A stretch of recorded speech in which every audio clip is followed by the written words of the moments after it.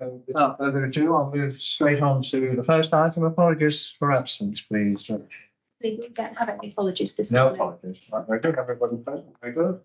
Are there any declarations of interest for the councillor, please? I'm seeing none indicated, so I'll move on. Any announcements by the leader or members of the executive or directors? No? Okay then. So then we move on to item 4, which is the minutes of this executive, which was held on the 6th of February this year. Is it your wish I sign these as a true and accurate record? Agreed. No dissenters. Thank you. I will do so. Thank you. Okay, then we'll then move on to an important item, which is obviously causing a lot of concern, I could say is the right word, on the certainly in the eastern part of Lincolnshire, which is the proposal for a national grid power line to be running along the east coast. So, Councillor Davey, we'll start with you, and then is it, I presume, Neil, you're going to then talk to the details of it? Thank you very much, Leader. As members will recall, National Grid came to see us on the 9th of January to brief us on their proposals before they went out to consultation on them. At that meeting, members will recall, we were very adamant that we wanted to see the full business cases for all 3 options and the full business cases financial based on Treasury Green Book principles. As of today, that information has not been forthcoming from National Grid. I would also like to add, before officers take us through the report, that we often have debates in council about what is a meaningful consultation. For me, a consultation exercise gives you options, and the public are then able to give a preference for those options.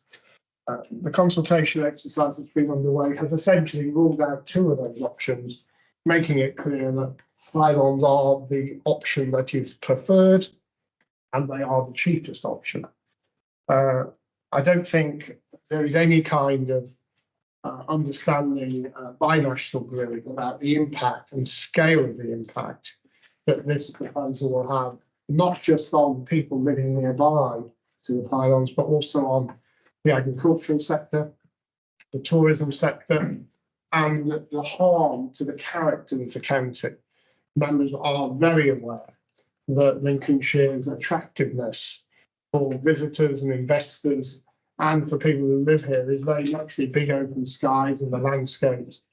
And they often take a cut in money to live in Lincolnshire and work in Lincolnshire because of that quality of our countryside. This will absolutely destroy the quality of the countryside from Grimsby all the way down to Walpole. It will have a harmful impact, in my view, on people generally, those living nearby catastrophically. And I think it will totally alter the character of the county for future generations.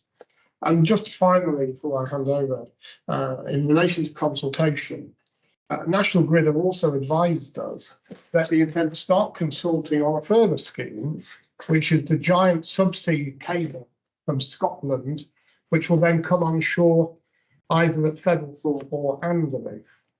Now, they're already predicating that consultation exercise on this one being rubber stamped through. Now, in my view, consultation has to be meaningful. And I think there will be a legal conversation to be had about when this consultation exercise is even lawful at some point. Officers, please. Thank you, Councillor Davey. Good morning. I haven't got a huge amount to add to what Councillor Davey said. The report provides an outline of the current limited information provided by National Grid in terms of their proposal. It sets out the details of the overhead lines and the substations based on the limited information that we currently have. The report then goes into some details setting out the procedures for a development consent order process to demonstrate or to outline that this is a long process. The application at the moment is expected to be submitted in 2027. So we've got a period of 3 years of pre-application discussions before the application will be submitted. this is the first stage of consultation. There'll be at least another 2 stages of consultation before the examination starts. So there will be other opportunities to provide comments. And I say the report sets out that development consent order process. The recommendation is split into 2 parts. The first part of the recommendation is that the council commits an independent review of the strategic option report provided by National Grid to test the conclusions of that report, that the overhead lines provide the most cost-effective option of the 3 options that have been put forward. Finally, that a formal objection is submitted by the council to National Grid based on the details in this report and any further comments arising from the executive meeting today. Okay, that would just be helpful. I mean, I know you mentioned that obviously the report does talk about the development consent order process. Could you, I think it'd be helpful for anybody who's listening to this, just to explain verbally how that process works, just in a bit more detail. I think that would be useful. Thank you. Yeah, so the process is very much front-loaded. So the intention is for the developer to come forward with their proposals at the pre-application stage. And they go through a number of different rounds of consultation. So in this case, the National Grid have started off with what's called a non-statutory consultation, which is quite a high level, I suppose, setting the scene in terms of what their proposals are, and they've identified a corridor route as to where their preferred line of overhead pylons and substations will be. The intention from this consultation is to get feedback about that route so that they can look at narrowing down the option for the next stage of consultation in terms of if there's some potential showstoppers from landowners and things like that in a relatively wide corridor that they currently have. So the next stage of consultation, which will take place towards the end of this year, start of next year, will very much focus on a very much more definitive corridor that will be based on the feedback that's been received.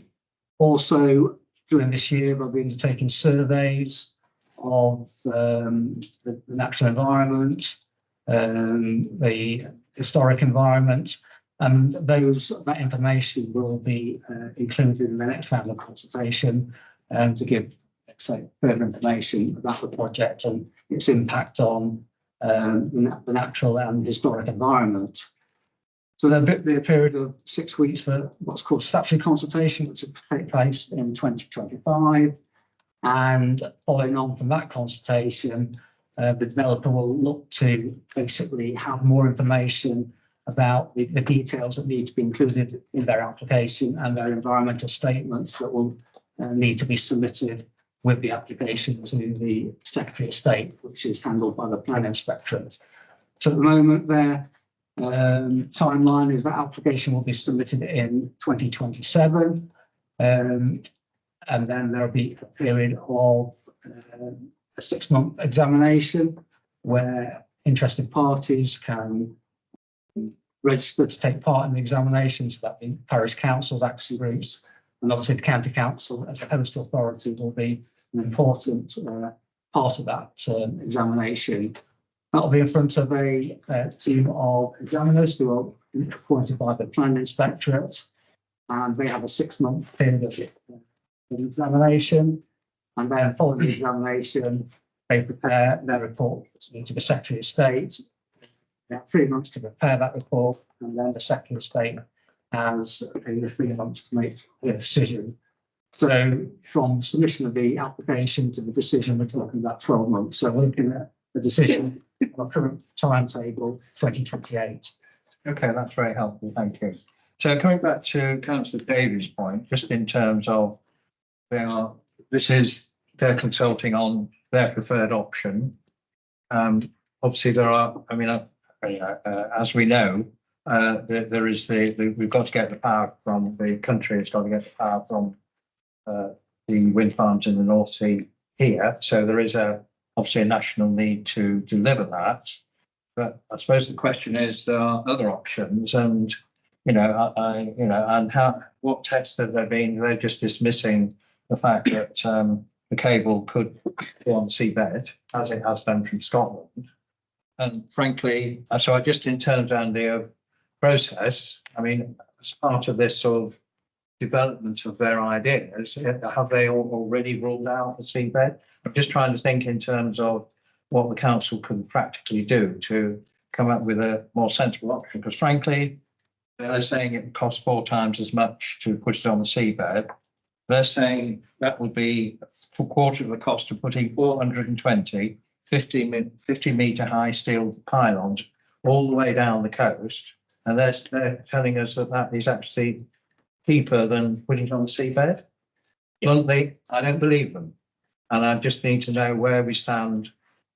They're just dismissing an option, which I think most people would find more acceptable than this nonsense.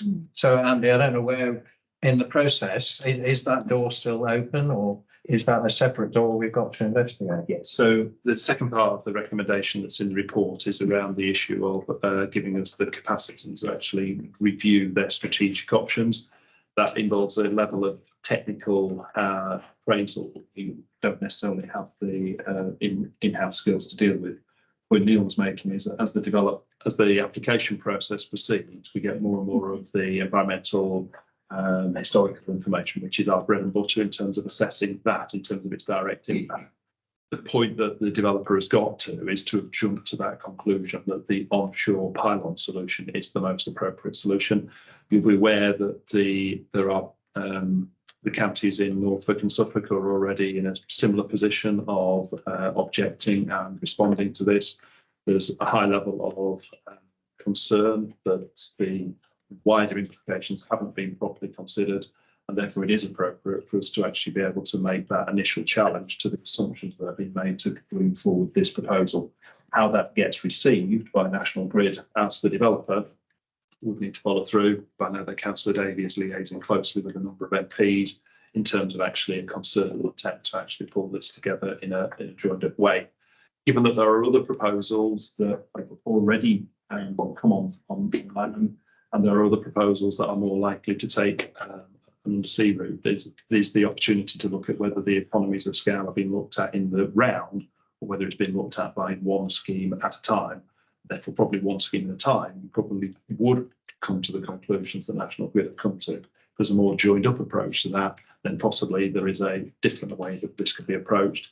In the way that the process works as well, ultimately, the government are the ultimate sponsor of all of these activities. So a concerted feedback to government of actually through a range of communities, not just Lincolnshire, but in association with some of the other East Coast counties, could then result in a different approach being taken by National Grid with the developers.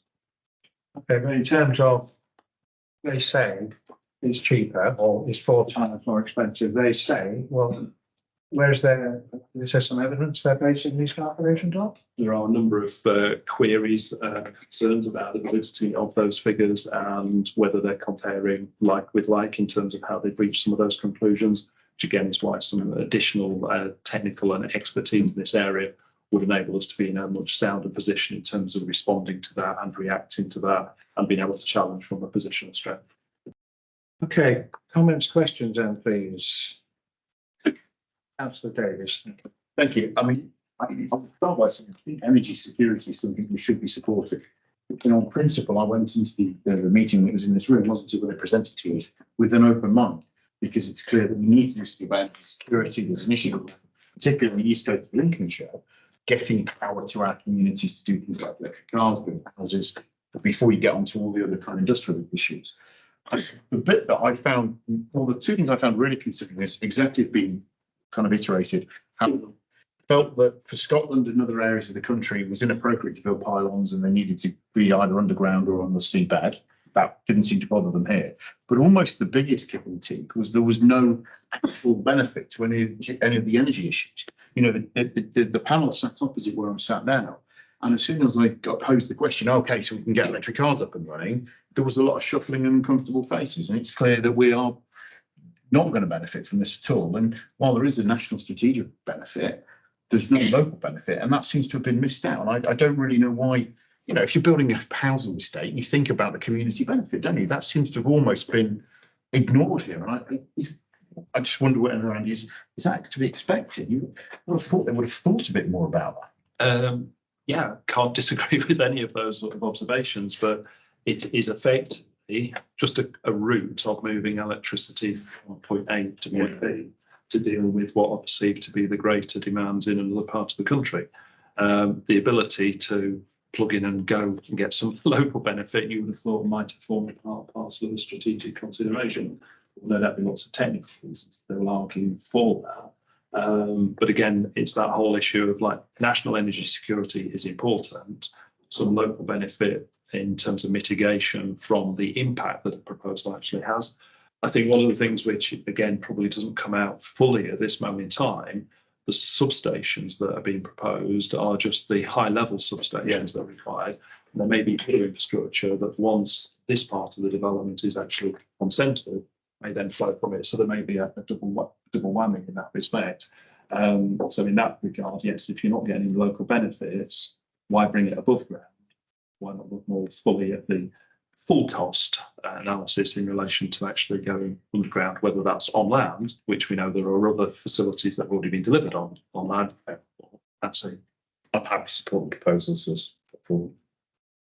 Corey? Thank you, Chairman. And I know what's been said before, and I fully support it. So we're being asked, or they're seeking to persuade us, leader, that this is the cheapest option, but by how much? I note that the figure on page 4 says it's around £3 million. 3 billion, sorry, £3 billion. But over the lifetime of this physical infrastructure, that's negligible. This is going to be above ground for how long?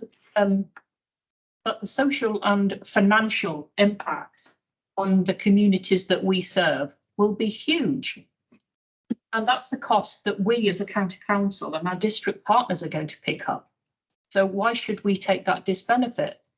So I definitely support the commissioning of an independent review. And as a county who speaks on behalf of our communities, we can't keep accepting broken utilities business models that creates unacceptable outcomes for our communities. There is a huge imbalance here where the cheapest option for the provider leaves a lasting detrimental and I would say injurious impact on our county and the communities and businesses it supports. And I think they need to think again. So I support the recommendation, Chairman. Thank you.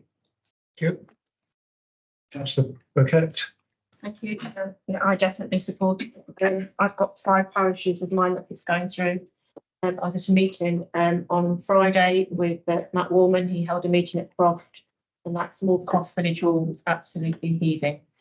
Wasn't just local people, it was people that were coming from Walpole as well, that the substations are going on. And one lady was there and she said she was going to lose up to 400 acres of her land of prime cabbage, she put it land. And it was quite a loud meeting. But no, I fully support it because this is going to completely ruin. I have 18 parishes there, between 5 and 6. It's, you know, they are absolutely going to blight the farmland there. So I fully support it. Thank you, Councillor McNally. Yeah, just a question. In terms of on the consultation document, there is a list of energy items that possibly will fall into that grid. Do we happen to know exactly what they are, how large they are, or anything along that line? Because, you know, we're not only having to deal with the pylon, we could also have to deal with quite large scale developments throughout that line of the pylon as well. So it's not just one thing, there's vast amount of things, but do we have any sort of indication of what any of them are? At the moment, I think probably out of that list, we probably know about 1 or 2 that have we've had conversations with developers and that, but the majority of those projects in that list, we've not had any contact or any involvement to date. So whether those will come forward or not, but that's obviously the number of projects that National Grid have committed to providing the connection point. Some of them will fall away, but I think the majority could come forward. Yeah, I mean, sorry. So just in terms of supporting this proposal, totally support it. And, you know, there's a fair few parishes that affected sort of my end in terms of being very, very close to the route. But actually the objections are exactly the same the further away you get. There's no sort of, I've had stuff before where, oh, it's not near me, it doesn't matter. This is, I haven't met anyone that supports it whatsoever. They all realise that wherever you are, it will affect you. So if you go into Louth, at some point, you know, if you're not living near them, you'll be driving through them. And, you know, it's just, and everyone's, it's the same old principle that we're getting stuff placed in Lincolnshire for the benefit of somewhere else. Like Councillor Davies said, we don't benefit whatsoever from it. Even if some of the projects come up, we wouldn't benefit. And it just feels to me like all that you're doing is running stuff through the countryside, so someone in the southeast or the south can pat themselves on the back because they can charge an electric car quicker or get an electric bus every 5 minutes instead of 3. But it just doesn't seem to matter about us. So yeah, I fully support the issue. I'll come back at the end if that's all right. Yeah, I would just to agree with what's been said. And actually, when they came here to talk to us as an executive, when we suggested why can't they go on the seabed, for me, there was no real explanation. You know, it did come down to cost, but actually, as has been said, it is coming down to Grimsby on the seabed. So I find it, you know, very difficult to accept that they can't do the seabed all the way down to Walpole. I think I just don't think it's fair. And I do think we should do all we can for our residents, because actually, you know, once they get there, that's them there for life. So I just think we should do all we can. Councillor Troyd and Councillor Wooley. Yeah, I mean, as my colleagues would probably know, there's various points of this route that actually is on county farms land, so land that the county council own. I was at a meeting last week where our tenant farmers are extremely concerned about losing farmland to this scheme and wanted reassurance from this council that we would not let this go ahead on any land that we own, and I fully support that. We need to, you know, I support the other comments made already about the loss of farmland, you know, whether it be solar or routes and overhead lines like this. So no, I fully support our position on both these items. Councillor Wooley.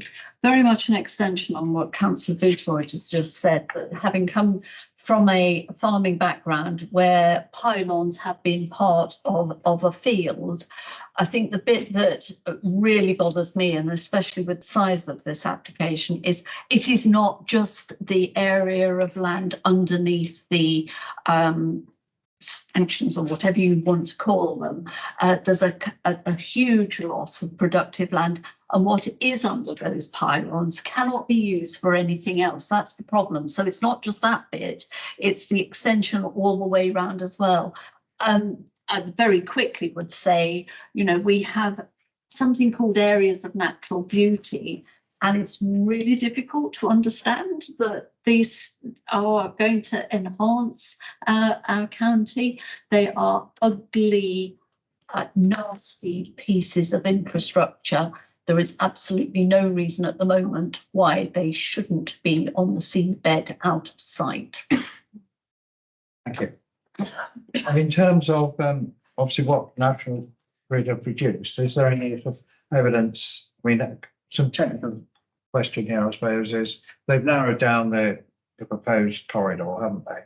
But will there be some properties who, because you can't, I don't think even now you can't live under pylons, can they? So will there be some properties which will have to be demolished because they will be right under the lines? I think at the moment they're trying to, so this consultation is about narrowing that corridor as precisely as possible, and they're trying to avoid any sort of loss of you know, people's properties and things like that. But there will be, yeah, there will undoubtedly. Bearing the nature of Lincolnshire, where there's settlements spread, Yeah, it must be highly likely that there will be. yeah. I mean, you know, they probably know already, but pretending they don't know is probably my suspect. So in terms of safety as well, so there is, I don't know what the current rules are in terms of how close you can, it is considered allowable to live under, when new housing estates are built, obviously they never put houses under them. So how close can you be considered to be safely? How far away from the lines do you have to be, you know, to be considered in a safe position? I think that will come out probably from this report that we're looking to commission. I don't know exactly the current exact figure at distance, but clearly there is a buffer zone that needs to be protected, but what that currently is. And in terms of mobile, because they will interfere with the mobile phones, because we all know if you're anywhere near pylons, it messes your phone up. And what about the air traffic control and the Ministry of Defence? Again, you're going to have all these pylons and planes. I don't know how that's going to work, because they like to, obviously, as we know, certainly the Royal Air Force like to exercise over the North Sea, and they come inland. So have they got that far? We don't know yet, but that's another factor I think where needs to be considered. Certainly they'll need to have discussions with the Civil Aviation Authority and the Ministry of Defence to basically to get their feedback into these proposals as well. So certainly they'll have those conversations. And we know from experience that some previous proposals for wind farms haven't progressed because of those issues in respect of concerns from the Civil Aviation Authority. So they will be engaging separately with them, and that will obviously be an area where we can liaise and coordinate our comments to make sure we pick up on that effectively. And in turn, just in the timescale, because I understand that the National Grid have got a duty to take the power from the North Sea particular, and they've got to have a plan in place, haven't they? So I'm just the timescale of sort of what is the window of opportunity to make sure that the undersea option is still viable as long as possible, so to give time for the investigations to take place. Do we know? I don't honestly know that, and I imagine that would be possibly one of their arguments back in the context of the delay that might then create. But it ties into Councillor Davies' comment in terms of if this consultation isn't effectively meaningful of full consideration of the options, that is something which So I'm just thinking in terms of how quickly we need to work, but if you know we're going to propose that we need to put that back on the table, because otherwise, as you say, they might say, "Well, sorry, we've got." I mean, I can't remember what they said when they came with a part of their consultation, what their timescale of delivery was. We want to have it to have the construction finished by 2033, so they want it to be operational by 2033. That's their timeline. Yeah. So I think the other risk is that they, as Andy said, they'll say, "Well, it's too late now." So I think that needs to be, and you know, frankly, I'm prepared to legally challenge and if they are not acting in an appropriate manner, I think we should legally challenge the whole process, because the way this is, just to announce all that without any evidence, pushing us down a particular route. So I think that we need to be quite clear about. And then I did say about other councils, are we going to be acting in conjunction with them? The other affected. We've already got channels of communication up and open, and also through some of the MPs in those areas that are. Well, in terms of, some of this sounds like it's going to need some technical advice. So presumably we're working with them. So we're involved 4 of it. Is it 4? I don't know how many, 3 or 4. All doing the same thing. I think we just need to be in coordination with those people. Yeah. Councillor Dave. Thank you, and thank you for the support for the paper. Just a few things just worth mentioning. Hopefully you'll recall, and the older members of the executive recall, that we had a symposium 2 years ago from Tritton Knoll offshore wind farm, and they wanted to have substations and pylons as well. And following a meeting myself and Peter Tapsell had with the developers in London, the proposal to build above ground infrastructure was taken away, and they buried the whole lot, as we know. And that runs through down to the substation at Pickup. Viking Link is also buried through Lincolnshire, which is a subsea connector between Scandinavia and the UK to bring power into our national grid. And that again goes to Pickup. So the subsea option, just talk about that briefly. I mean, my view is that the subsea option is not just viable, it will actually be the solution, not just for Lincolnshire, but also for East Anglia as well. Connecting all the offshore power required with an offshore grid. Other countries are doing it. This idea you can't have substations offshore, nonsense. They're doing it in the Moray Firth with the Moray wind farm, substations offshore. So you can do it, you can connect it. The power is needed in London and the south. It should go into Tilbury, that's my view. There will only be two people they need to deal with to make that happen. The Crown Estates and of course Natural England, to make sure that sensitive wildlife zones offshore and seabeds can be avoided. And if we don't go near the Wash, then I don't think there's a major problem if we keep it well offshore and go down the North Sea into that area. I think I just want to dwell a moment on the point Andy raised, the additional infrastructure that is not talked about. If all these schemes come, they'll all need converter stations to be added to National Grid Zone. So the community of Alford at the moment has one on each side proposed in the National Grid proposition. Alford will be a lost town. It will be surrounded by electrical infrastructure. And if we end up with more proposals on the coast, another substation maybe at Featherthorpe, some more somewhere else, you can see lines from those connector stations into the proposals around Alford. So it's not just one pylon line, we could end up with more. And then, of course, there's the planning position of the landscape. Once you lose something that doesn't have pylons and you industrialise it, and you cannot hide 50-metre tall vertical structures in flat landscapes, it's physically impossible to do so. Once the landscape is spoiled by this proposal, then what will a planning inspector say when he has a solar farm with another substation connection required, or an onshore wind farm?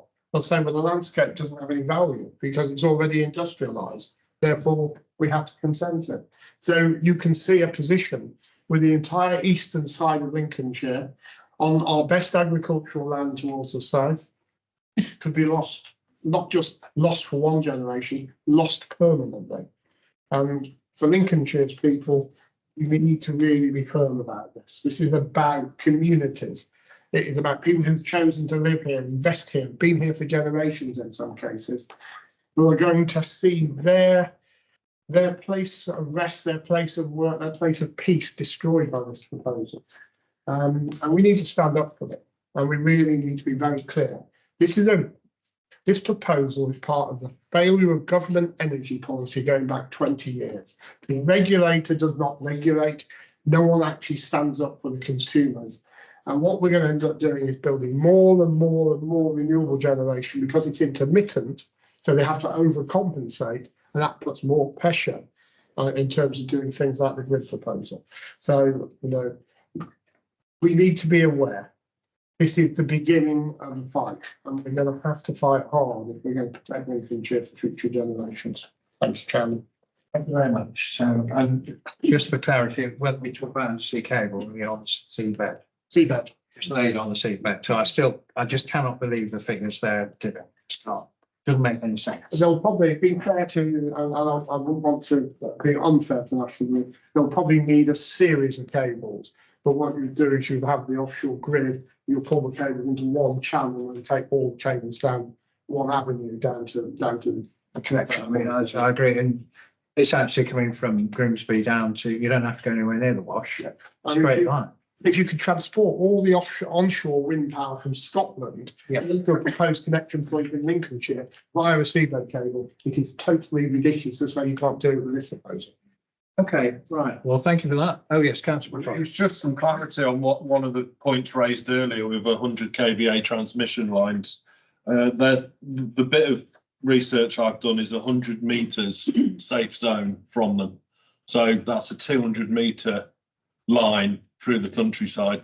100 metres either side, yes, either side, yeah, from the outermost. Yeah, which is where, which, so if you're spending any time inside that line, then you're obviously going to be at risk from sort of radiation and various other things from these lines. So there is concern about that. Yeah, I think there will be a, yes. Yeah, okay then, right, so the recommendation, I think that's pretty clear then. And this is something I think it is our duty to make sure that we fight on behalf not only of our residents, but obviously the county as well. So there are 2 recommendations there that we will be submitting a formal objection to any overhead line proposal, but and probably more relevant now is that to recognise and support Officers Commissioner, I would say an urgent independent review, because I am very concerned that if we're not careful, the boat will have sailed and they'll say, well, sorry, it's you're too late. So I do think, and obviously, as I've said before, that we need to work in partnership with other councils who are in a similar position to us. So if I could add the word urgent to the independent review, and in terms of, obviously we do need them to start working. And what would you say is a reasonable timescale to get some of this sort of some initial thoughts on the table?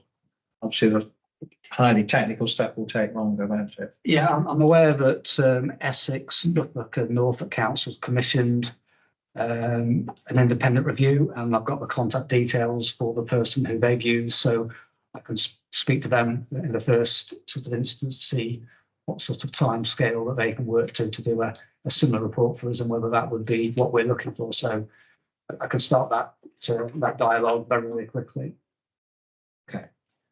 Okay, there are 2 recommendations. I'm sorry, Colin. Yeah. Just suggest, Leader, that we just note or add to the recommendations that we submit our formal response in writing to National Grid with a covering letter from the Leader and myself, and we copy it to all of Lincolnshire's MPs and the Secretary of State for Energy and the Chairman of Ofgem. And the other relevant authorities which are affected by it. District council. So, right, so have we got, so Nigel, have we got? Yeah. What is suggesting now? That was then based on the details set out in the report, council submits a formal objection to any onshore overhead line proposal. A covering letter signed by Councillor Davey and yourself, Leader, to be sent to MPs, Secretary of State and leaders. And the Chairman of Ofgem. Carrollton and similarly affected councils. Yeah, and leaders of all affected councils. Yeah. Okay, is that agreed? Yeah. Agreed, thank you very much. Thank you. Thank you. Thank you, Neil. Okay, then we move on to item 6, which is residential care and residential with nursing care usual costs. Bit of a funny old title, Councillor. Yeah, we anticipate to ask executive to approve the settlement of costs for 24-25, the residential accommodation in Lincolnshire. This is one of our statutory obligations, and these rates were set after a comprehensive review in 2021, where it was agreed to do a yearly review. For any necessary changes to the market, we could change and look at, so that we ensure that it's affordable for our residential market. So I'll pass over to yourself. If I can, so a few more words and then I'll pass over to Pat Malina, but we'll sort of keep passing the parcel down. So yes, this is a major area of spend. We spend £180 million a year gross on care homes. As Councillor Pope has said, it's a legal duty on the council to ensure that the rates that we pay take into account the costs of delivery. And I think it's one of the points it's important for members to always be aware of, that the rates that we offer are not necessarily the rates that providers have to accept. So this may be the rates that we would like the market to work to, but in theory, if we set the rates at a level that were below what the market could accept, then providers could say, no, we're not going to take these rates. We have to charge something further. I have worked in a council where the usual rate had come adrift from the actual rate. Councils have a legal obligation to place people, if someone is stationed, we have to offer them a place at a place that we will pick up the whole cost. regardless of whether that fits with the rate that we would like to be paying or not. I worked in a council at one point which had precisely 8 that were available at that usual rate out of several thousand. So it's a very important decision to get this right so that it does reflect the actual cost in the market. We've gone through a very robust process to set the rate of Lena, and Pam can take you through that in whatever detail you would like.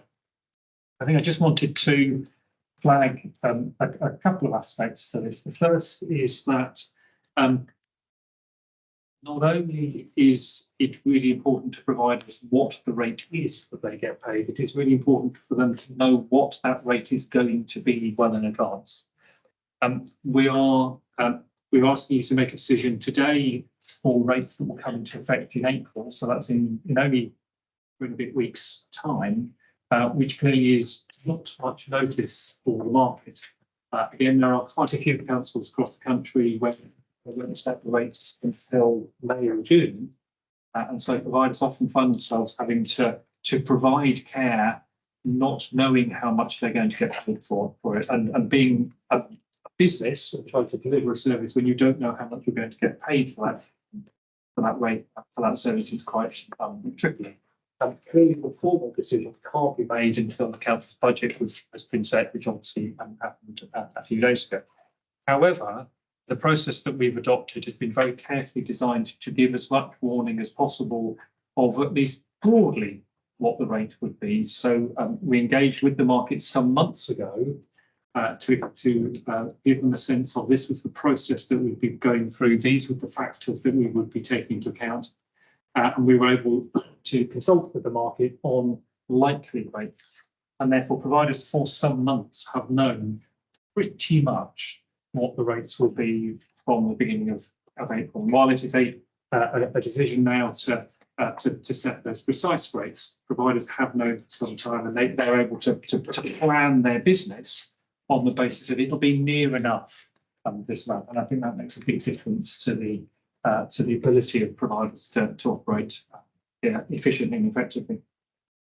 And the other point that I'd flagged is that the current framework contract expires at the end of the coming financial year, so it expires at the end of March 2025, and therefore significant work will be being done during the course of the next year to set up a new framework. And there are a number of changes and issues that we're looking at to bring into that, which will then take us forward for the next period. So again, working very closely with the market, with providers, so that they understand what the option is to maintain that good relationship with the market, so that they are in as stable a position, as stable a context that they can be, because we're well aware that the one thing that business dislikes is uncertainty, and so we're doing everything we can to have that really sound engagement with the market, reduce uncertainty, and that has an effect of reducing cost.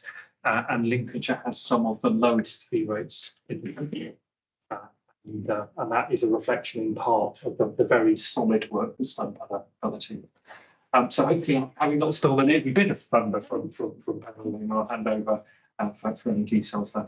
Thank you. So the previous reports which provide all the details that have been through the executive over the last couple of years of the contract are provided as links in section 11.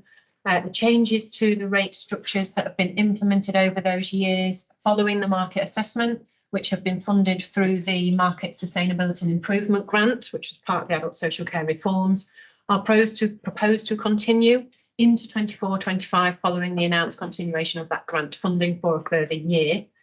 To provide an idea of volumes, we place approximately 7,000 people in residential beds each year. Approximately 80% of older adults are at the usual rates. 52 to 65, depending on whether it's learning disabilities or mental health percentages, are placed at usual rates for our working age adult areas. For the final year of the framework agreement, we're proposing to uplift the rates we pay to reflect the national living wage increase from £10.42 to £11.44 an hour for the pay elements, and to reflect the average inflationary impact for 24-5 forecast for the non-pay elements. So those two combined will give an uplift of 7.3% to either the weekly bed rate or the hourly one-to-one rate, which is shown in section 2.6 of the report. The financial impact of that is included in the council budget for 24-25 that was agreed a fortnight ago. The consultation that we've run over recent weeks, feedback from the market is included in Appendix B. 3 key areas of focus which also equate to the risks that we identified. The first is providers feel the national living wage is not sufficient to enable the sector to compete with other sectors across Lincolnshire. We have provided reassurance that the rate structure we have based on is the average rates paid by the sector across Lincolnshire. So we do not just apply a blanket approach of the national living wage, and providers have been satisfied with that response. There is an understandable concern given recent volatility that the inflation won't fall as quickly as we are forecasting within the inflationary model. And we are recommending, as we have done throughout this financial year, to provide that quarterly update that we do across finance, but into the adult care, UTLB and DLT as well. However, as the volatility of costs have changed again, there is a proposal to move away from a dedicated hardship fund, which has in the past provided financial support for things like fuel and those higher, more volatile areas, things like insurance, and move towards a hardship process.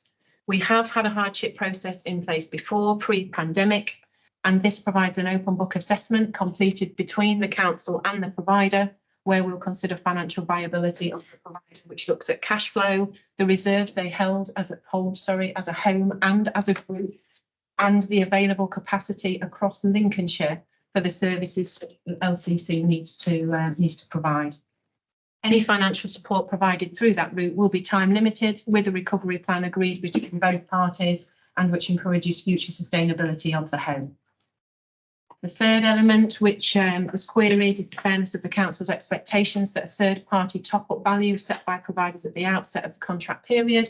And I'll pass to Alina to pick up the contractual aspects for that. Thank you. Thanks, Pam. So just in terms of context to the number of homes that we're talking about, there are 320 contracts, which equates to 95% of the homes in the county. As both Martin and Pam's alluded to, this is the third and final year of this agreement. And running alongside this is the work that's already been started in terms of what the commissioning of care homes will look for 2025 onwards.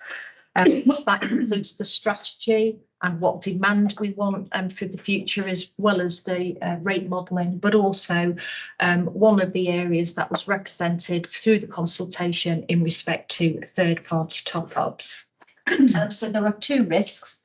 Pam's, particularly that was really been borne out through the consultation with the sector. Pam's covered the one in respect to the rate itself and the process that we go through.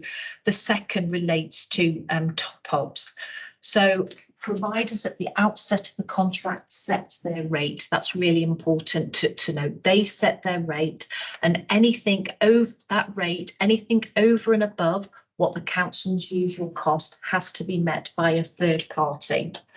The value of that top-up was fixed at the outset of the contract. And the reason we did that was to build a level of protection for those third parties, so they weren't subject to significant increases during the contract period.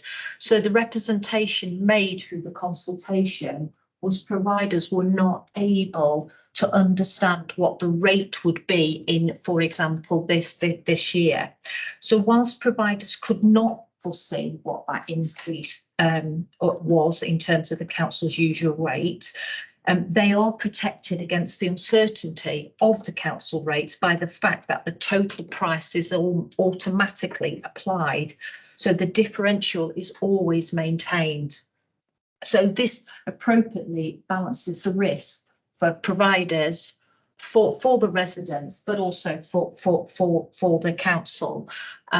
That is set out in contract, is part of the contract conditions. But as I said, the review going forward, where we're trying to secure a 3-year agreement going forward, top-ups will be looked at again. The risk is because we have a period of now around 3 weeks to execute all of those contracts, and obviously that is reliant on those providers agreeing to the basis of this uplift. So we'll start that process now. As Martin's alluded to, we started to engage with the sector at the end of last year. Linker have been involved, and all providers have been notified, and the paper being shared to this executive. So following the decision that's made today, it's more around executing the contract. Thank you. So I think there are the sort of like representatives who represent most of the care home. Yeah. I think it would be helpful if you, very complicated, explain this top up and understand how that actually works, because for us, you know. But can I start? Or one of you, yes. So essentially, so if you have an individual who requires to be to the support of a residential care home, let us assume that they are entirely eligible for public funding. We are required to offer them a place that we would cover the entirety of the cost. But people have choice about where they go. We have to remember that this is not simply a place where someone receives care for a while. This is their home, and so people have a right, and it's a statutory right for choice. And they could say, well, you may be offering me this home, which you would cover the entirety of the cost for, but actually, I prefer to go to that home, and they charge £100 a week more than the home that you're offering. And our responsibility is that we have to allow for choice, but that doesn't mean to say that we pay the extra £100.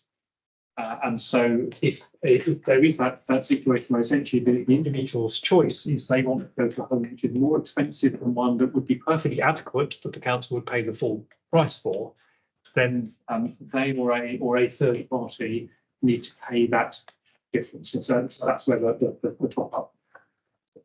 So what I need to understand is why do we get involved in that separate negotiation between residents involved? And this is an area interesting where the local government ombudsman has been very heavily engaged recently. It is the council's responsibility to place the individual. And so ultimately our contract, we have a contract with the provider of the home. And traditionally, the arrangement was that the council would have the contract, would pay the amount that the council was going to pay, and then the individual, the third party top up would be paid separately. The LGO has pointed out that ultimately it is the council which has made the placement, of the council which has the total financial accountability. And therefore, if the third party top up isn't paid, ultimately the council is the organisation that is liable. And indeed the LGO has taken a very... This was that noisy high profile. Yes. But then still, okay, so we're sort of dragged into it, yes. And indeed the LGO has a few years ago taken the position that in fact, the council should cover the entirety of the payment to the provider and then recover the third party top up to itself. We are in the process of implementing that. It's quite a complicated process, as bears some of the scars of that. So we're in that sense, we're a bit behind a number of other areas. I did this in previous authority 7 or 8 years ago, but it is a complicated process. But we are moving to a position where we will pay the provider the totality of the cost, and then we will recover the third party top up from the third party, because there's no change in the legal position. The council has always the financial liability for the entirety of the cost, including the top up. It just makes it a lot simpler, and in terms of setting our rates, it allows us actually to control what third party top ups can be charged. So it's a protection for residents and their families. So it's an important look. To provide a bit of reassurance, 197 people we have moved. So this is a move to gross. Everybody is paying. So just to provide that reassurance, because we're running the individual funders, they are moving across. So there are no risks on those third party top ups for those that we have at the moment. And I think it's also important. Well, I'm to say- still struggling that it effectively, although we act as the anchor, if you like, it is effectively a contract between the individual and the home for the top up. So I don't know. It's the council's responsibility, but what we have is a contract in place with the third party to ensure payment. It's also important to recognise not all homes apply above our usual cost. So it's only where there are homes across the county that apply above our usual rate, but it's where a person expresses a choice, then the council organises that care, puts that third party in place with the family, but ultimately it is the council who is responsible for that care. Yeah, I understand that, but I'm still coming to the point. If someone chooses, say I decide, you know, that I'm going to pay £200 a week more to have a really nice place, and I will pay, but it's still a matter for them to their own personal choice. So I don't really understand why we're complicating, why is it to have this complicated business where we're sort of negotiating with the homes as well? Because either the people pay us or we have to say, well, I'm sorry, you know, we'll have to go to one. Yes. Well, no, but Well, the ombudsman, I the know the ombudsman's had us, and you know, if we don't Do what? do what, you know, he's picked up about. I know, I'm well aware, but there is then a financial cost to us doing it. We'd be liable, I assume. What Yeah. if that third party didn't pay? Yeah. We are liable for all that. Yeah, I understand. Yeah, I understand that, but you seem to come to a very complicated way of getting around that. Because bluntly, if if the third party decides not to pay anymore, then obviously then we'd have to take the necessary action, whatever that would be. Yeah. Yeah, that's right. I mean, So I didn't understand this protection for the care homes. So with it's protection for the resident rather than for the care homes, because there have been instances where before councils were paying net rather than gross, and care home operators were increasing the top-up fee at a rate that was different and significantly greater than the increase they were getting from the council. So they were effectively saying, well, actually, the council's not giving us enough. You're just going to have to pay more. Yeah. And there was no protection for the residents, third party. Again, the protection is that they will, whatever happens, they will still have a place somewhere. They might have to move home. So the protection. I understand that, and it's not the sort of thing you want to place where you need to. As part of my budget speak, there are a lot of people who are, not able, fortunately, to actually, be self-funding in any shape or form. So I'm still struggling a bit with why is it our problem? I mean, it is a problem, but why are we effectively saying that we're going to pick up this one? Legally, and it always has been this way, it is the council that has made the payment placement. Yeah, I understand that. And that's the council is responsible for the entirety of the placement payment to the provider. So if the third party stopped their top up, then the provider has a legal right to come to the council and say, well, you need to pay. Yeah, I understand that, but then we would have a difficult decision to make, wouldn't we? Yes. Yeah. If it helps, not that I want to move to a different point, but if it helps, following all the work that we did with the debt, we now have a lot more people paying their care bills because the council liaises purely with them over their entirety of the bill. Whereas before we had quite an outstanding, I don't want to go back there, quite an outstanding amount of debt, didn't we? Because actually there was confusion, but on the individual's behalf of who they were paying.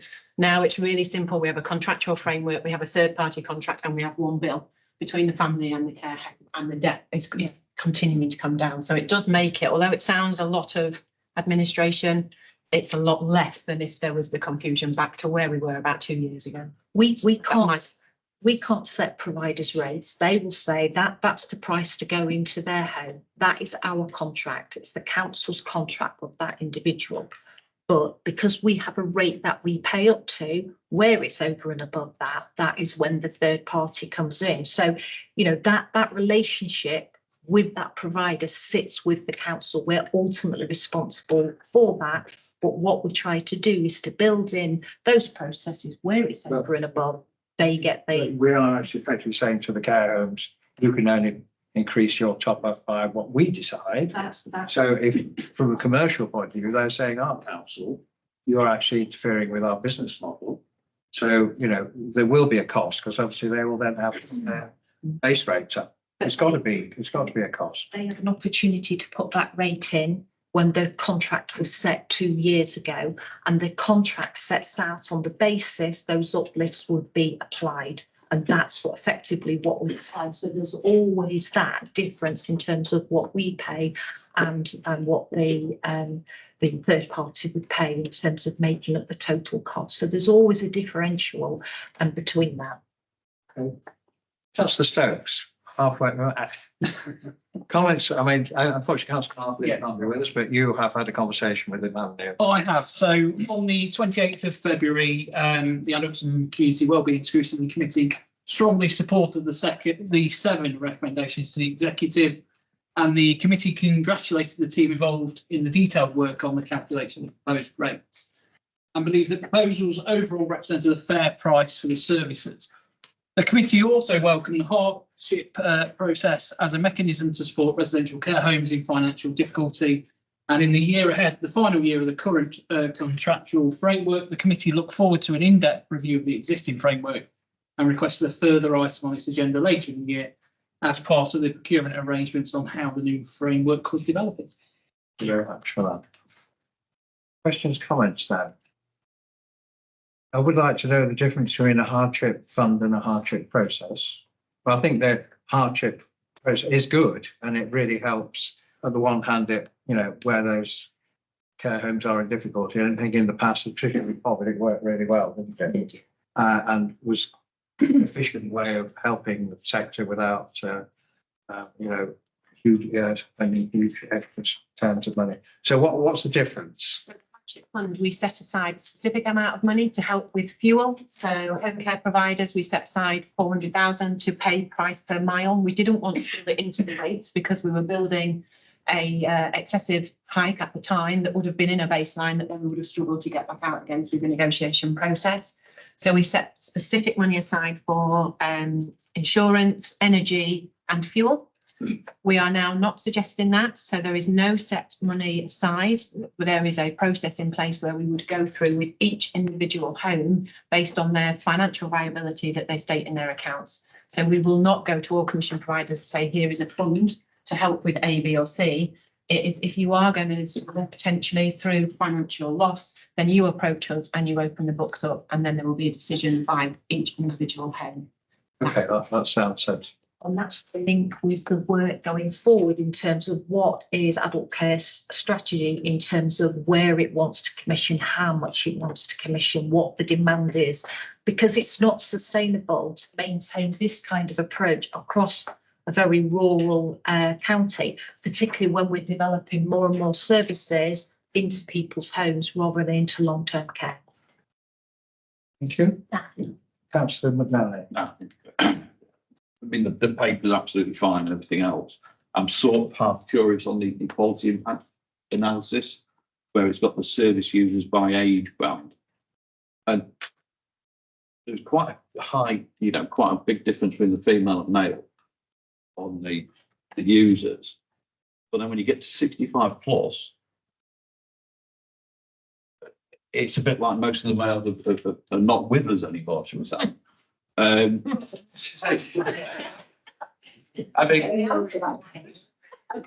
know, just a bit of intrigue on that one. And also, why do we still use 65 plus as a like an age band? Because I should imagine this will be 65, 75, 75 to 85. And when you're looking at it, if you go 65 plus, you know, it's a massive figure. When I think if it was a 10-year figure still up to 85 plus, then, you know, 40 years ago, 65 plus was probably, realistically, we've got 5 years to live, and then, well, that just, you know, people's life expectancy has increased massively, and I just wondered why we still use 65 plus. Shall I start? So in terms of gender imbalance, it's a fact of life. If public health follows out, you have a public health consultant behind you. life expectancy for women is longer than it is for men. And we find with our older age groups that we are very much more women than men. It's just men don't last as long. We're not as robustly made.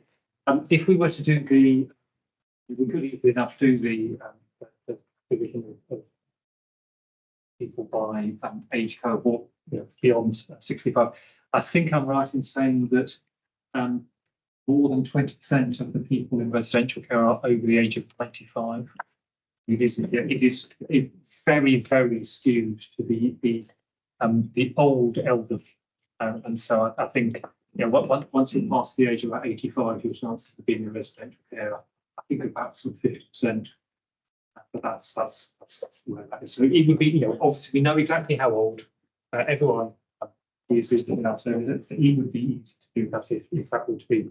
I think the point is that it's 65. People don't retire now. Don't get the same pension till 67, soon be 68. So I just wonder, is that a bit of a low figure for this one? It's the way it's done nationally. Right. It's not a Lincolnshire decision. Right. Any further comments then, please?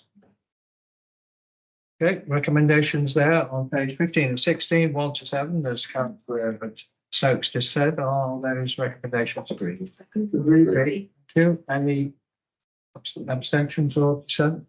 No, thank you. Okay then, thank you for that. We then move on to the next one, which is integrated lifestyle service contract extension. Thank you. Okay. Yeah, we're asking you today to seek authorisation for an exception to the council's contract for the integrated lifestyle service contract. Enable a 12-month extension. Plus 3 elements of additional delivery, which are the child and family weight management, the strength and balance falls prevention, and the employee challenge at a total cost for the extension of £3,201,100. These are very key preventative services for Lincolnshire, and we think that they, and I think everybody else does, are vital in trying to keep people healthy in the county. So I will pass over. I'm going to go. Take to Andy to short and sweet. Thank you very much. Yes, so the integrated lifestyle service is known as One View Lincolnshire, and it is the main service that we commission in Lincolnshire to focus on the major causes of ill health, morbidity and mortality, as we call it, in the population, especially in terms of triggering those long-term conditions that actually do cause people to obviously age less well. And in my own collective public health science report this year, so a key focus for us is to ensure that people can live healthier, longer lives. And this service targets 4 key aspects. So that's smoking. It targets healthy weight, it targets physical activity, and it targets unhealthy use of alcohol. And the service has run for 4.5 years now, preparation for the original 5-year term of the contract. And it has been evaluated and found to outperform national benchmarks and neighbours in all of those 4 key lifestyle areas. And that's actually something which I'm quite proud of for Lincolnshire, to be honest, is that we have a very high performing integrated lifestyle service. And what's been found through academic evaluation, which is included in your notes, is that much of the benefit that we're getting from the integrated lifestyle service in Lincolnshire comes from that integrated nature. So it's the fact that people are giving up alcohol or reducing it down rather to a healthy level when they're coming to help get help to quit cigarettes, or they're losing a bit of weight when they're taking up the physical activity pathway. So this is a service, very quickly, which is funded majority from the Public Health and Defence grant. There is a contribution from the NHS towards this service, which represents the importance of the NHS sees in this service, because of course it is reducing demand on their services and indeed on our adult care services. And that's one of the key elements I just want to emphasise, is that although public health interventions have been analysed and found to have a notional return on investment of around £14 to every pound that's spent. Say notional, because of course those benefits aren't always cashable.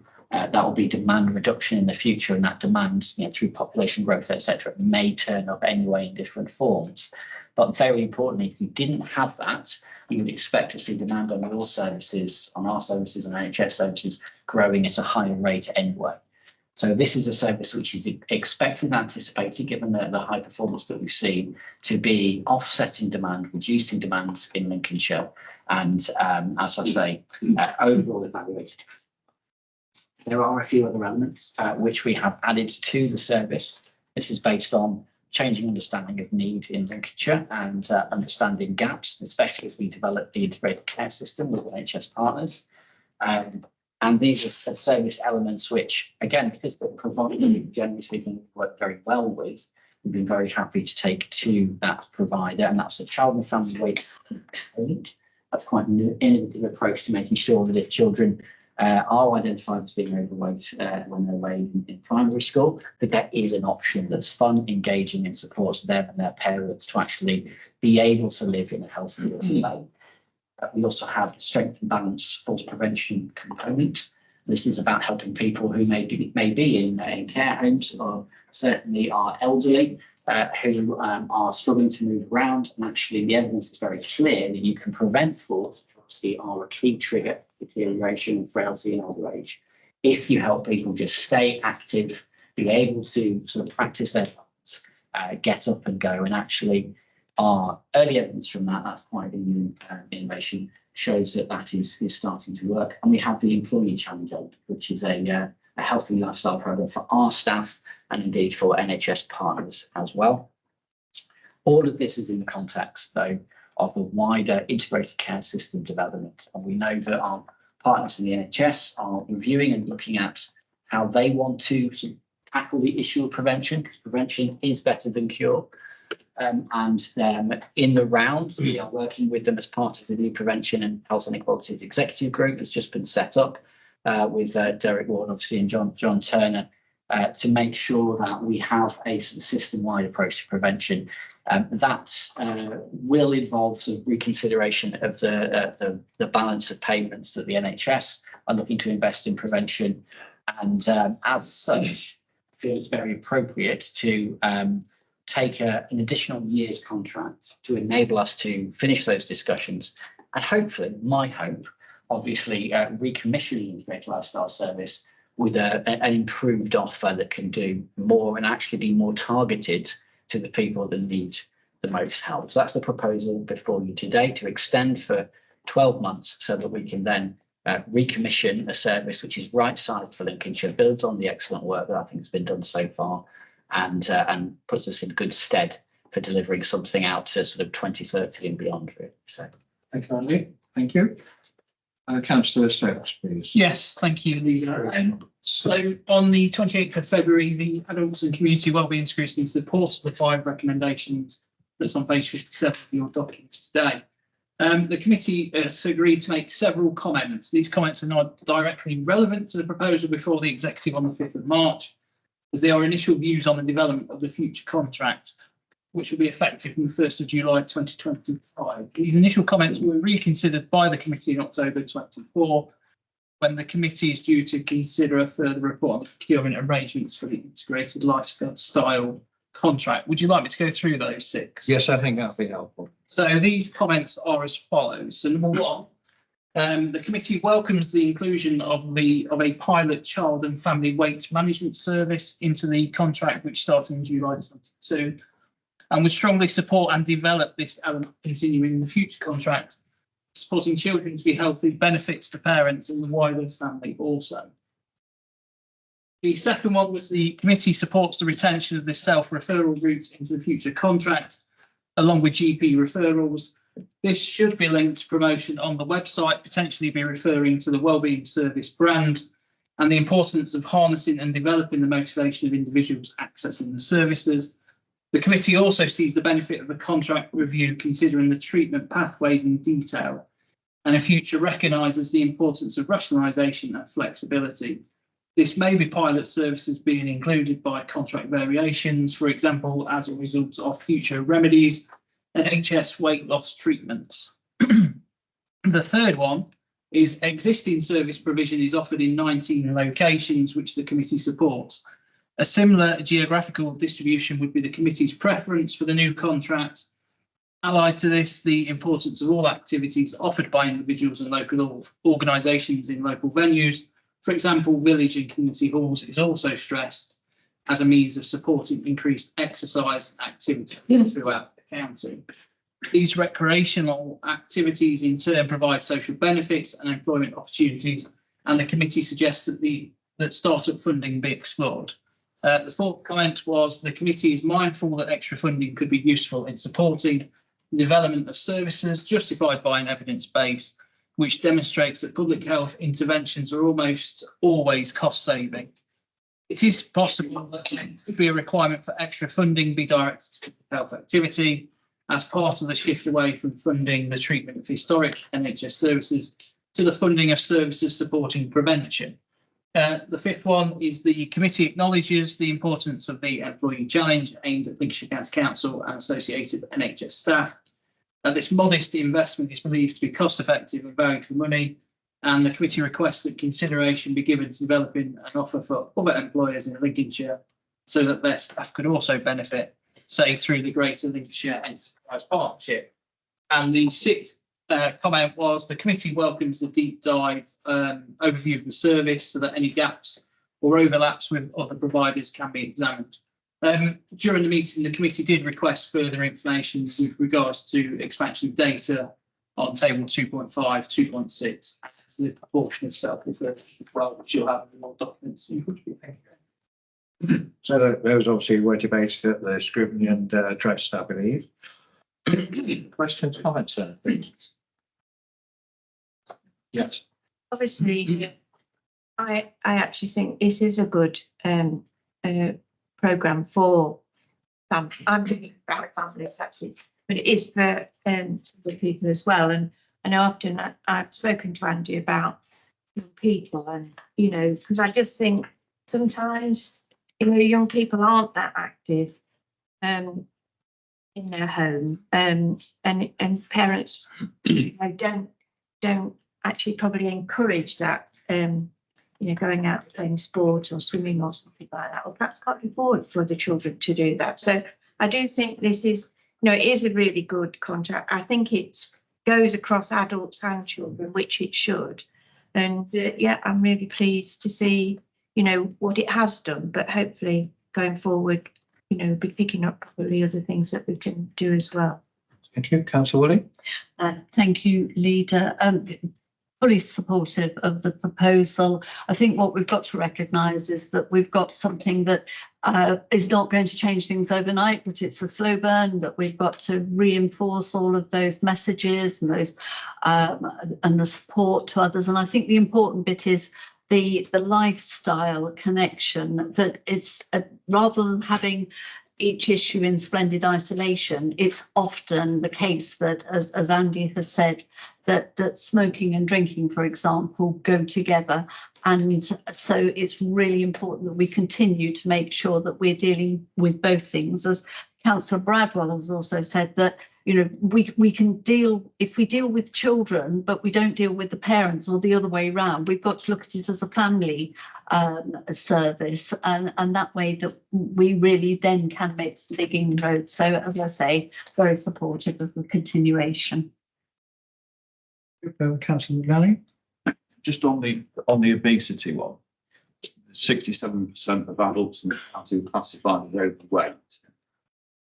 Is that just the adults that have been to the hospital or the doctors, or have you sort of worked out that's what a total average of the county Lincolnshire is? It is the latter. It is estimated data from a survey, so with pretty good methodology. It's a national survey that is conducted, and they literally back in the day used to go around with scales and the measuring tape. They'd knock on your door and you'd led through, and they'd weigh you and measure you. These days it's done digitally on backwards methodology. It is believed to work. You would think that people can cheat that somehow, and there is a decent sample size. So I don't have complete confidence in these data at a lower level, so they can break it down into districts. And actually, we can see that in districts, Lincolnshire has some of the highest values. Well, actually, some of Lincolnshire do have the highest values in the country, but they're not statistically significantly different. So the numbers you get at a lower level basically don't tell you much. At a county level, we've got good confidence in that, but the basic take home is that this is the problem everywhere. And if one area, if Lincolnshire is slightly higher than national, that probably correlates with our sort of, our population, our demographics, the sort of the economics of Lincolnshire. But broadly speaking, this is the problem everywhere, and nationally, 2/3 of adults are overweight. So yeah, it's data from a survey which is then modelled up to produce that figure.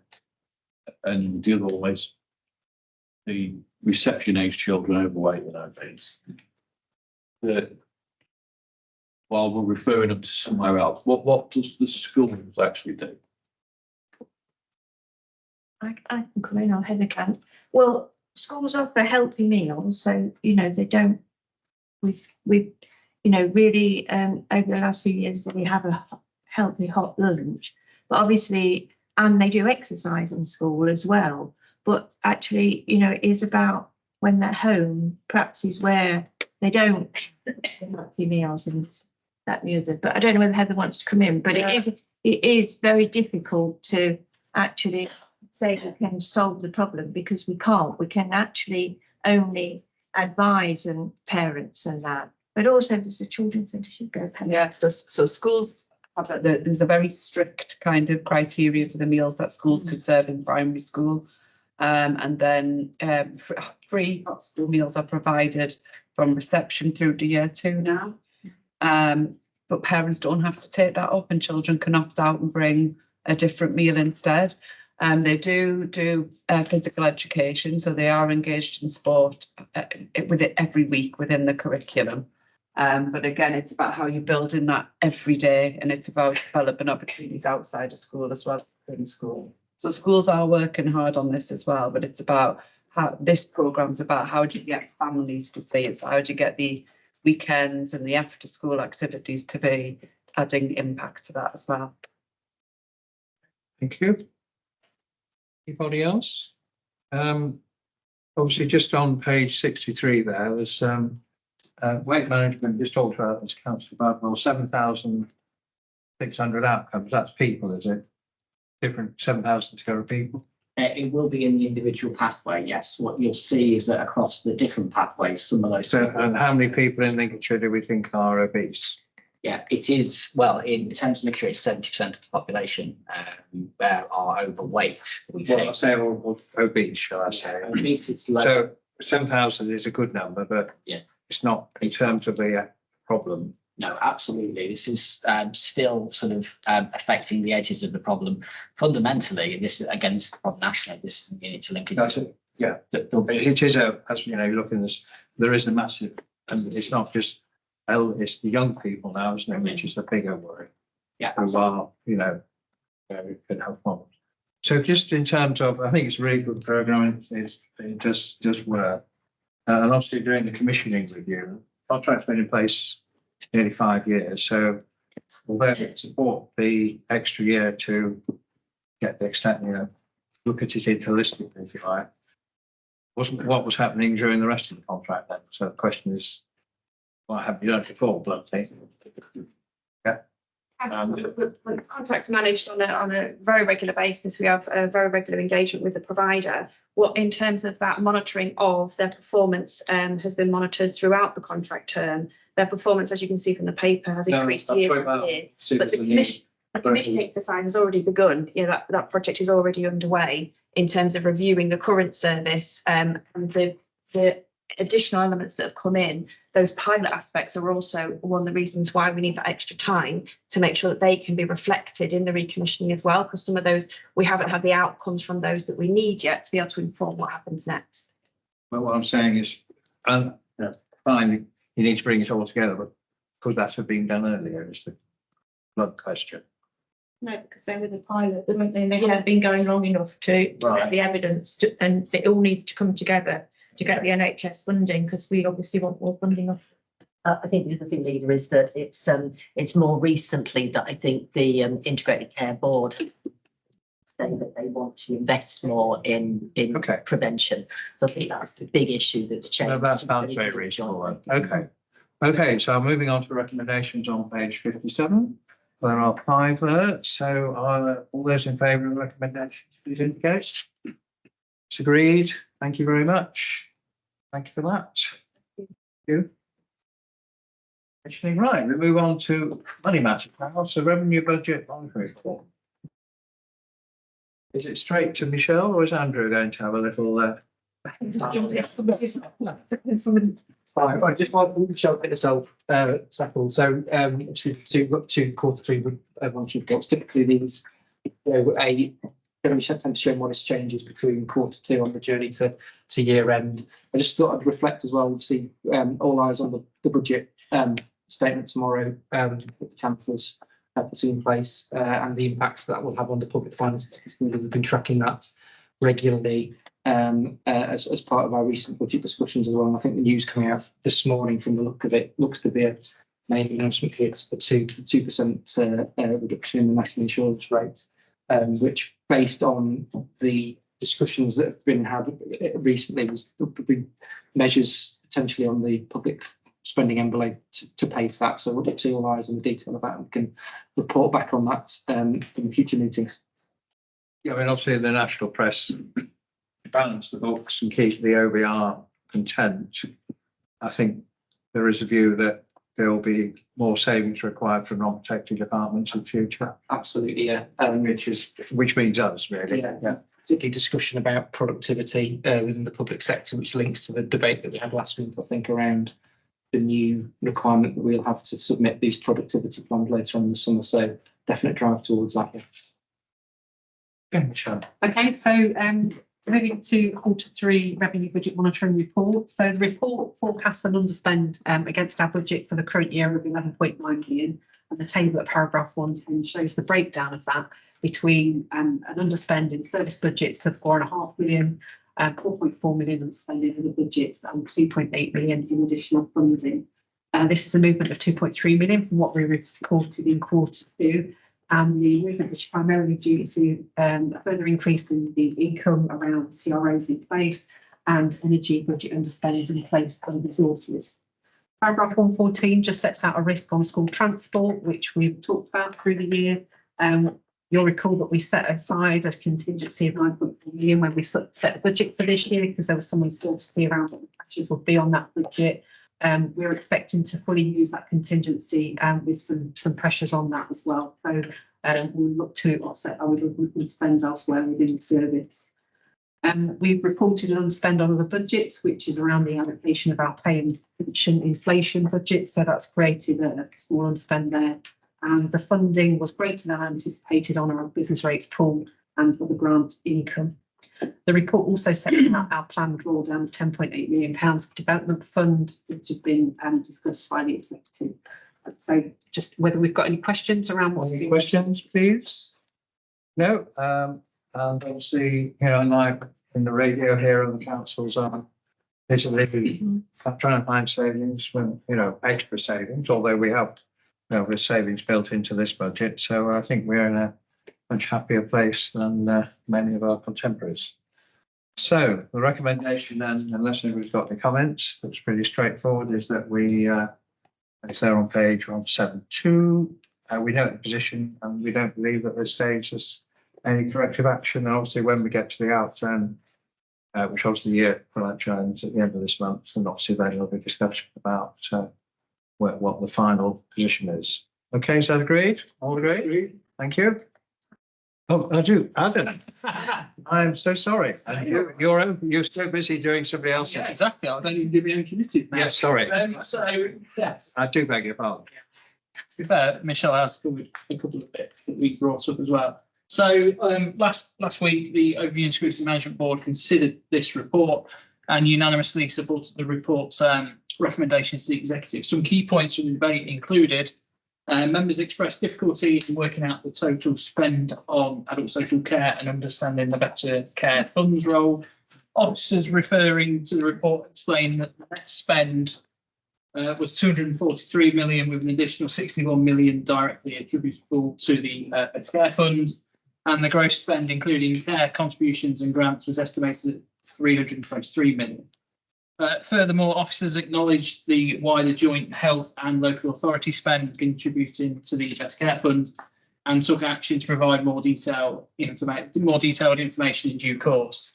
Members raised concerns about the 39.3% increase in fostering placement costs, questioning whether there were short to medium term to mitigate such risks. The Chief Executive acknowledged the national pressure on fostering costs and highlighted local efforts, such as capital investments in residential homes. The need for national attention to the issue was emphasised. Members further inquired about the potential shift in pressure from the special education needs and disabilities schools to mainstream schools due to SEND school programme.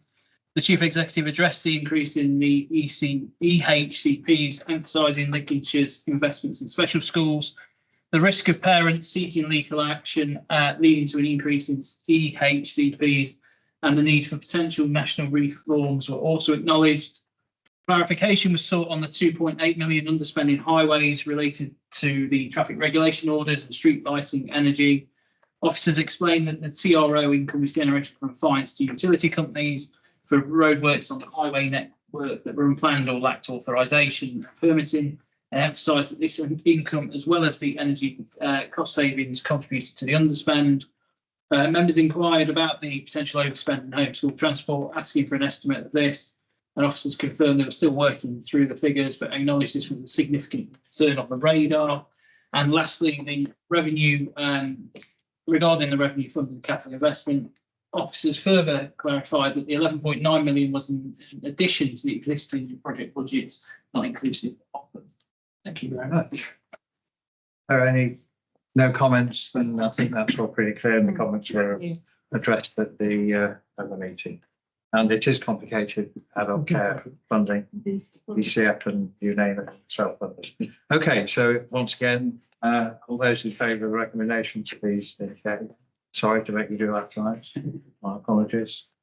Right, then we move on to that's Regen Capital, Michelle. So the capital 43 position report showing a £25 million underspend, but this is predominantly two parts to this. So you'll recall that in Q2, the executive agreed to increase the capital programme by moving some of the revenue one-off underspends to the capital programme to make investments in key programmes. So the waste transfer stations, Cross Keys Bridge, electrification, the energy replacements for street lighting, and 4 million towards flood alleviation schemes. So they have been moved into the capital programme, but clearly the delivery of those are likely to move into 24/5 and go through to 24/5. So those budgets need to be rephased to reflect that, and that's part of that underspend. Also, underspend in the capital contingency, which is part of the budget, the capital budget that was approved by council in February. That money has now been reallocated to schemes within the capital programme, and they will be delivered during 2021. So that money has been reallocated. So it's underspend been reallocated to be used in future years. There's any questions? Okay. Councillor Stokes, we'll start. So at the meeting last week, the board unanimously supported the report's recommendations to the executive. And during the debate, members raised concerns about the council's ability to absorb external shocks beyond its control, such as changes in national interest rates or global events affecting commodities like oil or grain. In response, officers highlighted the dual aspects of the issue, addressing the cost of borrowing and the cost of supply. Officers assured the board that the contingency measures were in place to handle unforeseen events, including potential material cost fluctuations or delays in provision, providing a level of confidence in the council's ability to respond to and absorb such shocks. Thank you. I mean, I think in terms of inflation and stability, it's looking a lot more, a lot safer now, isn't it? So noticing stability and decreases in some costs in some places. Usually, as Michelle referred to about the energy costs in the revenue budget, but a level of confidence, as I put in the Section 25 statement in the budget around, as Councillor Stokes said, the contingency measures that we've got in both budgets are adequate for dealing with any shocks that may come. So, thank you. Questions? Comments? No. Recommendations on page 195. So we note the capital programme and there's no corrective action required here. Okay, all those in favour? Thank you. That's again unanimous. Thank you for that. So final item then is the corporate plan and success framework. Thank you, Caroline. So again, a 43 report. So as at the end of December, we've got 43 key activities that are reported within today's report. Of these, I mean, 3 are amber rated. The first one, it's activity 13, which relates to the implementation of our housing for independence strategy. And specifically, this relates to milestones around delays in the procurement process around the Hopland and some of the planning permission for Grange Farm. Again, we reported the delays in Q2 as well, but we are anticipating that both of these schemes will progress in Q4. The newly amber rated activities are, the first one is around our integrated care system and the milestones specifically around the development of the intermediate care layer. Again, this is a little bit behind where anticipated, but is expected to progress during Q4. And the last activity relates to our customer strategy, and specifically this milestone is around looking at future call reductions.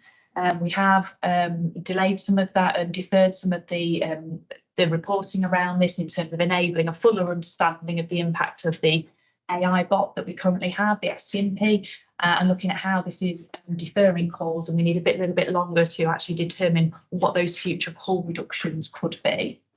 So those are the activities. In terms of the key performance indicators, 88% of those reported in today's report are either achieving or exceeding their target, so a really positive picture in Q3. Of the 9 KPIs that are exceeding their target, 6 of these were exceeding in Q2. The 3 new measures exceeding, the first one relates to children in care living in a family environment.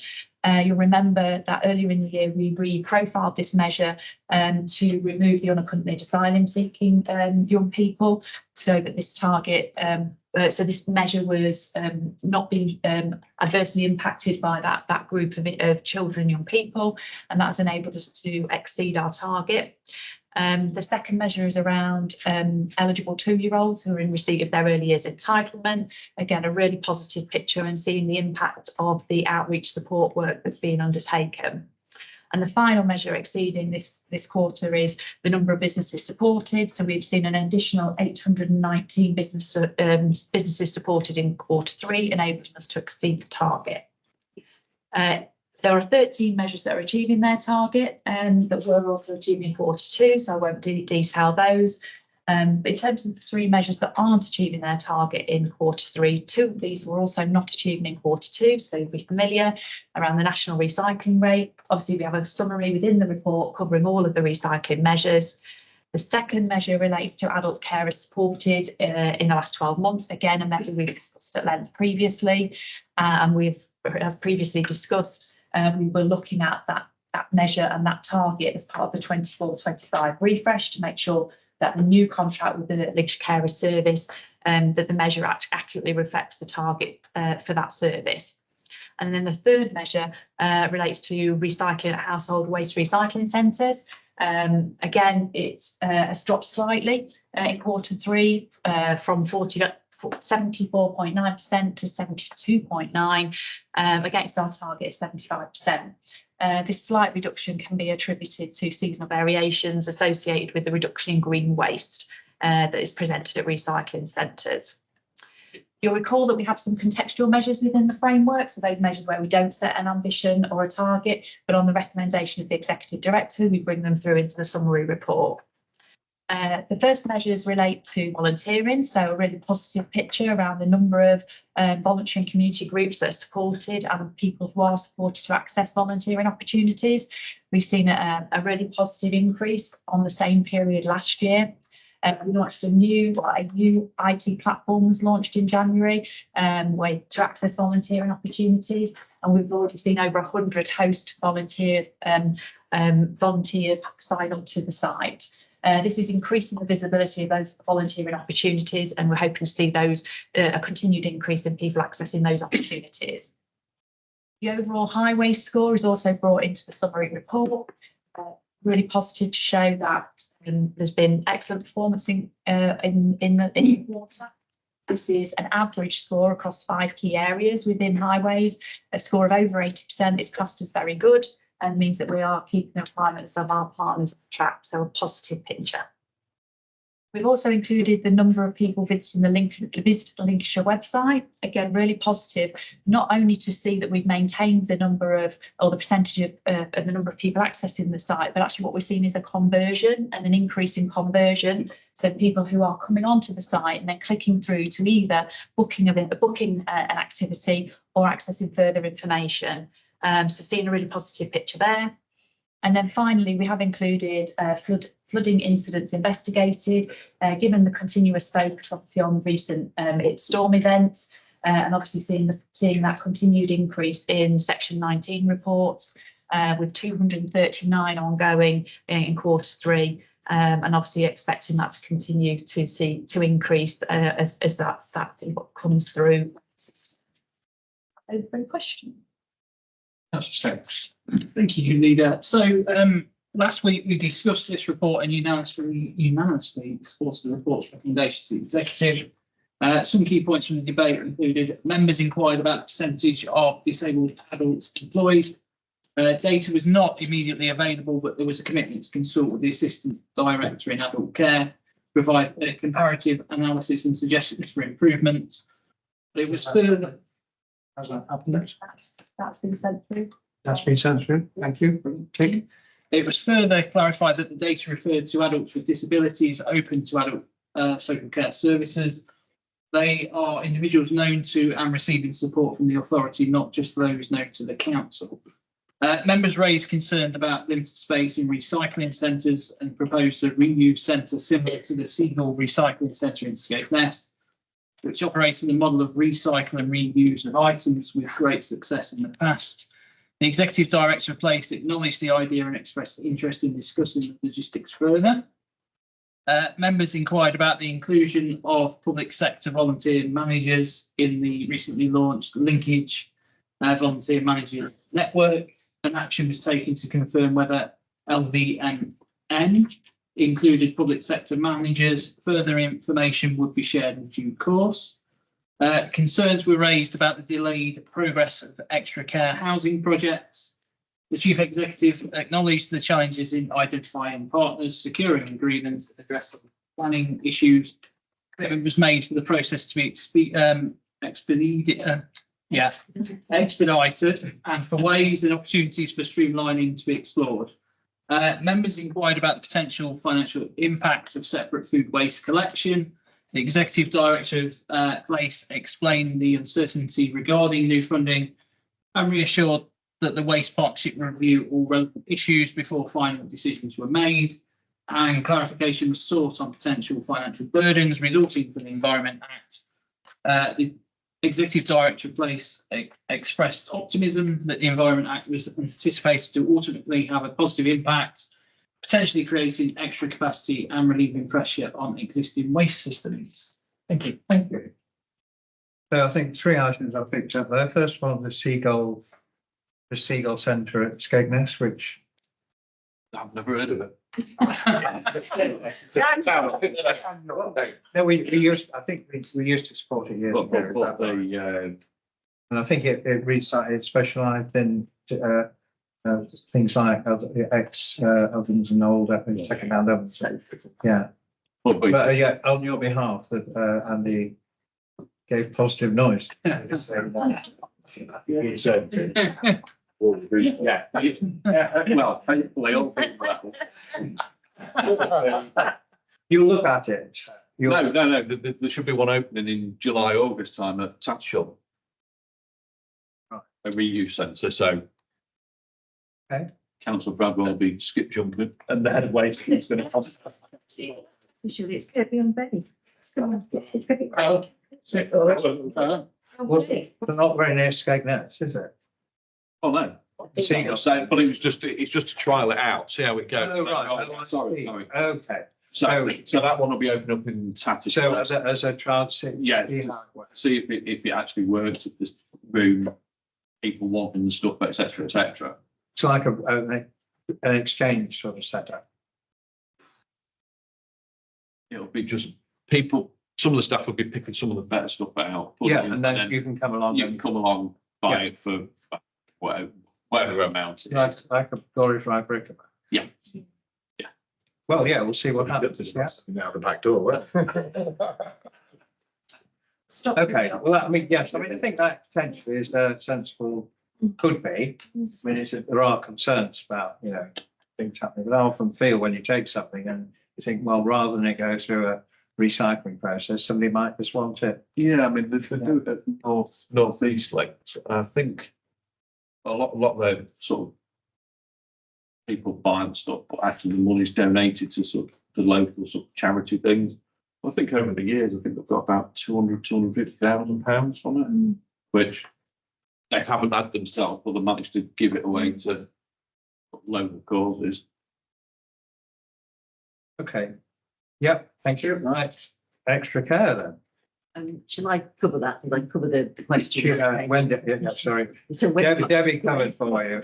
She watched your back then. It's not just us, isn't it? So we have to work with district councils and providers, and I mean, Walton, they've really come on with that. That's going to be now finished before the end of the year. So that's really, Hopkins has been a delay of planning, trying to get funding from National England. It's all different things that stop it. Horncastle, again, is finding a provider. We've got the land, we've got the money. It's finding a provider who'll come and work with us. We think we have done now. But I mean, that's been ongoing now for 9 years since Tricia was with us. It is just actually getting the monies to go, because it is so expensive, as we know. It's getting everything together into a timeline, isn't it? yeah, so just really to add to that, absolutely, Councillor Burkett. So there's been challenges and very sort of site specific, be it through planning, be it identifying a provider, be it working with the district council to agree how the voids are going to work and how the tenancies will work. I do think, though, that there is a bit of an opportunity, and myself and Martin were talking about this, to take stock in terms of the lessons that we've learned, review the strategic needs assessment to see actually what the continued demand is, where the demand is, which could then result in a bit of a business case again around a sort of investor save. So we think it's a really good time to take stock. Okay, good. And the Environment Act, I'm not sure I share Andy's optimism how it's all going to work out well in the end. I'm not sure I used that word, but Yeah. So what did he say? Expressed optimism. I think the point I was making is in the context of the Environment Act goes through as we're expected. The different waste streams could have a positive impact on the amount of waste that goes. Oh, I see, you're just referring to waste, yeah, it did, yeah, from waste. which, you know, what, you know, once South Kesterman gets sorted out. We look forward with anticipation for Lincoln and Boston. We can't, no, it's not Boston, it's now almost. Yeah, that's fine, but I do wonder if, in terms of, we had a briefing on, not for this meeting, but we had a briefing some time ago about Environment Act, didn't we? Do we need to see how it's developing? I know probably need another briefing to send the formal executive what we know now and what we think is likely to be happening on all the other issues. I would agree with you, Lisa. I think though that Something government is not probably as clear in its own mind on how they're going to implement this as we thought they, or hope they might be. So I think it'd be worth having a briefing. I think it probably needs, I would suggest we maybe look to do that in May. I think that would give us a good chance. I think about a year's time, year between the two then. And can I just add a couple of points that Caroline raised that sit in my area? Firstly, the Lincolnshire, the Visit Lincolnshire website, very pleasing, high numbers in terms of users and conversions. And I think that's, I think you can track that back to the extra money we put in, Leader, after the COVID situation from our budget proposals then. So I think, you know, that has really developed at pace. And obviously, we were really just recently put a little bit more money to develop the green tourism, natural environment tourism part of the website. I think, you know, the conversion rate is, you know, high level, you know, right at the top of national standards. And I think it's a great tool that will support the work of the LVEP for Greater Lincolnshire and Rutland going forward, but under our ownership and control, which is the key thing. And secondly, the flood investigation, not obviously we're all aware, we've had a heavy winter and we've got a lot of investigations. We're currently out to recruitment. We should have some news on the new officers coming into that team in a couple of weeks' time. And I set the target, very ambitious target, that we're going to try and get through all the investigations by the end of August. So we can give certainty to communities about what happened in their particular circumstances and who might be responsible for working alongside the lead local flood authority in fixing those challenges going forward. Some of them may require big fixes, capital investments, and that will be for discussion when those investigations are complete. Councillor Ashton's scrutiny committee is going to be doing a lot of extra sessions over the next few months to try and make sure they've looked at all these aspects. Leader. Yeah, so I've had my notification that, you know, when they come, they will notify local members when they're coming. And obviously we can, for the local knowledge then come inform the thing. I think that's very important. I think also, as you said, bringing all the players together, including private sector and water, for example, who need to be part of the a sensible conversation about the way forward. But I would also just finally add on that point about the other players. I think, you know, we've shown leadership here. We've put additional money into our budgets to try and support not just the investigations, but finding solutions. And I would be saying to all the private sector bodies involved that they need to also find some additional monies, but also government needs to be a lot more supportive of its agencies in terms of delivering these solutions, not just in Lincolnshire, but nationally. You know, we can't keep having this conversation about climate change. And the one thing that really is affecting people, we're not putting any money into while we're pursuing, you know, ludicrously expensive pylons or whatever through the Lincolnshire countryside. Yeah, I mean, as with that meeting with the farming minister, I think government's got to accept you've got to put some more money into repairing what you've got. Some of it's very old now, as opposed to always chasing shiny new things, which probably, you know, make a better photo opportunity, but actually repairing or maintaining what we've got is continuing to be a problem, and will do so in the future. Okay, then, any further comments? So recommendations, find those. Do you agree with the recommendation? I can't find them, but there, we'll get them in a minute. Recommendations on page 213. Considered and noted. Do you agree? That's it, all agreed? Yeah. Thank you very much. And with that, thank you for your attendance. I declare the meeting closed.